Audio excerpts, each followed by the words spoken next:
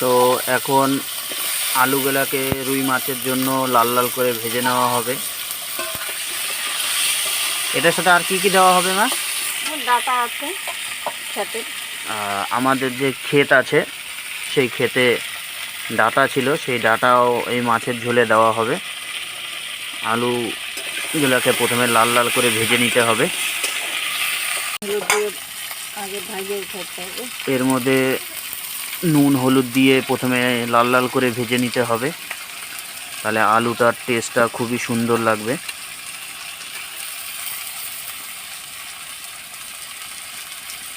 আর নুনটা আগে একটু দিয়ে দিলে কি আলুটার মধ্যে একটু নুনটা ভালো ঢুকে যাবে, তাতে খেতেও টেস্টি লাগবে। তো সুন্দর করে মা এই দেখছো আলুটা আর মাছটাকে ভেজে নিয়েছে লাল লাল করে। এদিকে তেলের মধ্যে শুকনা লঙ্কা আর কালো জিরা দিয়ে দেওয়া হলো, আর যেই মশলাটুকু মা পাটাতে বেটে রেখেছিল সেটাও দিয়ে দিচ্ছে।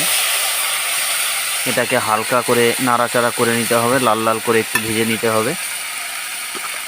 মশলাটা কষায় তারপরে ডাটা দেবে। তো মশলাটাকে প্রথমে মা বলছে যে কষিয়ে নিতে হবে, মানে লাল লাল করে ভেজে নিতে হবে। তারপরে যে ডাটাটি কেটে রাখা হয়েছে সেই ডাটাটি দেওয়া হবে। তো ডাটাটা পরে দেওয়া হবে কেন মা? ডাটা গলে যাবে। ও ডাটাটা যদি আগে দিয়ে দেওয়া হয় তাহলে ডাটাটা গলে যাবে, সেই জন্য আগে এই আলুটাকে ভেজে রাখা হয়েছে। আর এই মশলার সাথে মশলাটাকে হালকা ভেজে নিয়ে তারপরে ডাটাটাকে ভাজা হবে। তো এখন এই মশলাটার মধ্যে মা দেখতে পাচ্ছ সবুজ সবুজ কচি কচি ডাটাগুলো ছেড়ে দিচ্ছে। এটা হালকা এখন একটু সিদ্ধ হবে। তারপরে এই যে আলুটা দেখতে পাচ্ছ মা এখন আলুটাও দিয়ে দিচ্ছে, তাহলে একটা খুবই সুন্দর টেস্ট চলে আসবে। আর ঝোলটা ফুটে গেলে পরে এটার মধ্যে মাছ দিয়ে দেওয়া হবে। এটাকে এখন সুন্দর করে মশলা দিয়ে কষিয়ে নেবে মা, তারপরে জল দিয়ে পরে মাছটা ছাড়া হবে।